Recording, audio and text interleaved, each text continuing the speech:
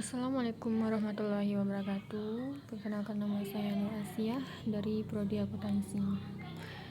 Di sini saya akan menjelaskan tentang PPT yang saya buat atau mempresentasikan PPT yang saya kerjakan ini, yaitu tentang hukum bisnis dan regulasi. Di mana hukum bisnis dan regulasi ini juga terdapat beberapa poin, yaitu hukum dan masyarakat, sistematika hukum, pengertian hukum bisnis, subjek dan objek hukum, sumber hukum, serta sistem hukum di Indonesia. Poin pertama yaitu hukum dan masyarakat. Hukum dan masyarakat ini di mana berpedoman pada kaidah-kaidah sosial atau norma. Norma adalah suatu pedoman atau peraturan yang menentukan bagaimana manusia bertingkah laku dalam kehidupan bermasyarakat. Norma terbagi beberapa macam, yaitu seperti norma agama, norma kesusilaan, norma sopan santun, serta norma hukum. Yang kedua yaitu sistematika hukum. Sistematika hukum terbagi dua, yaitu hukum publik dan hukum privat. Hukum publik yaitu adalah hukum yang mengatur hubungan antara negara dengan perseorangan atau mengatur kepentingan umum. Sedangkan hukum privat adalah hukum yang mengatur hubungan antara sesama manusia yang dengan menitik beratkan pada kepentingan perorangan. Hukum publik terdiri dari hukum tata negara, hukum pajak, hukum pidana, dan hukum administrasi negara. Sedangkan hukum publik terdiri dari hukum sipil perdata dan hukum dagang. Pengertian hukum bisnis adalah hukum bisnis atau business law dalam bahasa Inggris atau Bestuurrecht dalam bahasa Belanda adalah keseluruhan dari peraturan-peraturan hukum, baik yang tertulis maupun yang tidak tertulis, yang mengatur hak dan kewajiban yang timbul dari perjanjian-perjanjian maupun perikatan-perikatan yang terjadi dalam praktik bisnis. Subjek hukum dan objek hukum terbagi dua.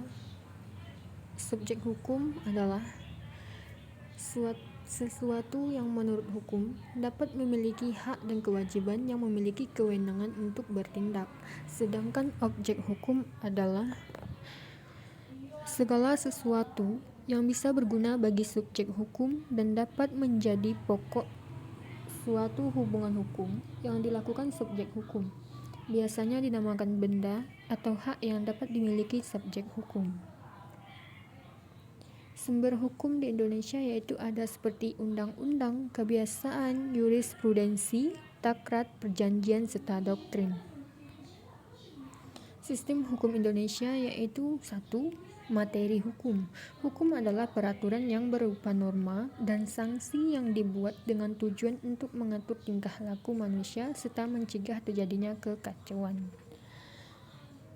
Ada lagi yaitu aparatur hukum. Aparatur hukum adalah mereka yang memiliki tugas dan fungsi seperti penyuluhan hukum, penerapan hukum, penegakan hukum, dan pelayanan hukum.